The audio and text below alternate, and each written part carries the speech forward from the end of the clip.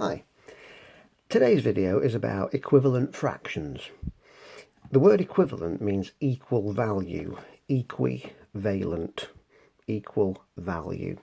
It means fractions that look different but all mean the same thing. Now let's just start from absolute basics in case you're a bit of a newbie with fractions.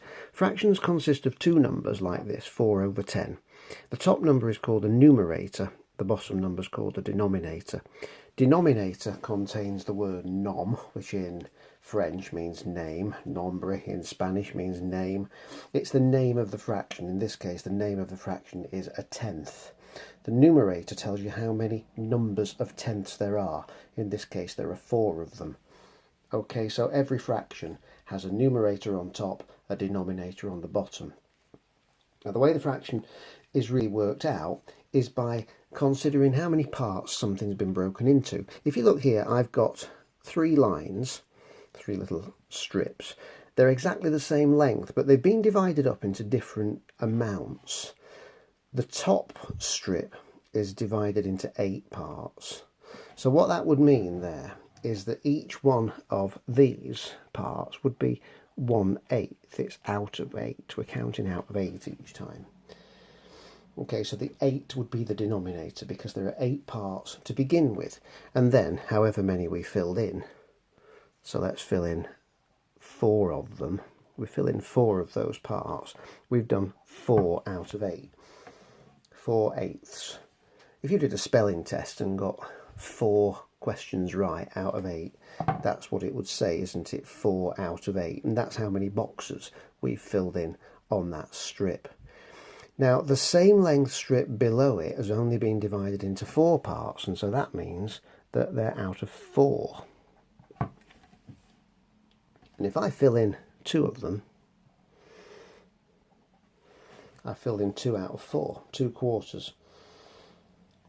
Okay, and you can see there that the actual amount that I filled in is the same amount on both of these strips, but we've written it differently.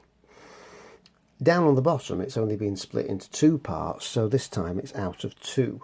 And if I fill in 1 of them, I've filled in a half of it, but a half is 1 out of 2. There are 2 parts available, I filled in 1 of them. Now they're all equivalent fractions because it's the same amount of the space that's been filled in, but we've divided them up differently. And there are loads and loads of other ways we could have divided these strips up into. But if we filled in a half of it, we've still filled in a half of it, however we describe it.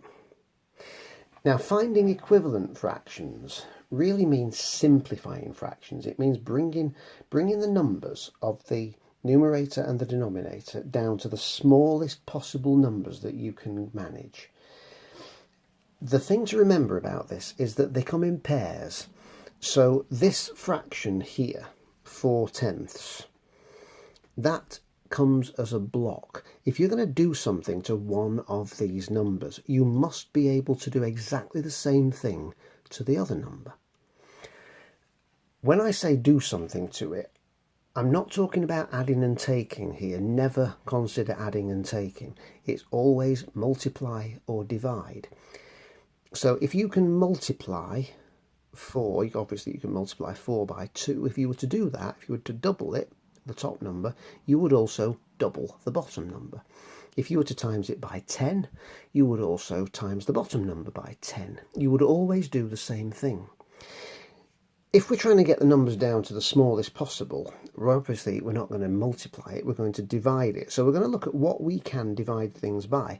And I'm going to suggest to you that always, if you have to simplify a fraction, you always try to half everything. Can you half both of these numbers? Well, actually you can, can't you? Half of 4 is 2.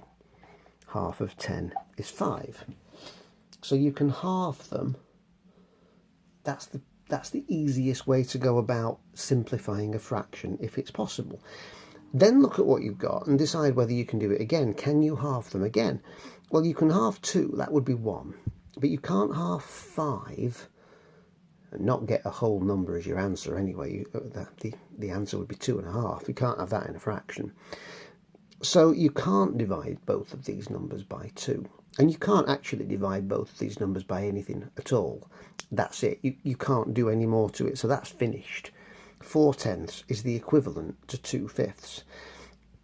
4 out of 10, 2 out of 5. If we drew these boxes and we split one box into 10 and the other box into 5, 4 out of 10 would be the same amount covered in as 2 out of 5. So let's look at the one below it. Sometimes they go on a bit longer, so what can you do this time? Can you half these? Yes, you can. Half of 6 is 3, half of 24 is 12. Can you half them again? No, you can't. But at this point, you've still got to be thinking, can you do anything else to it? Are 3 and 12 both on a times table that's common to both of them? And actually they are, aren't they? Because they're both on the 3 times table. You can divide them both by 3. How many 3's are there in 3? 1. How many 3's are there in 12? 4. So you can reduce it again. If there's a 1 on top, don't try to go any further. Obviously you've finished. But it isn't always going to be that there'll be a 1 on top when you've finished. There wasn't over on that first question. Okay, but you've always got to try to divide it by anything that you can divide it by. Let's look at a couple more. 9 out of 36. 9/36. You can't half 9. You can half 36. Half of 36 is 18.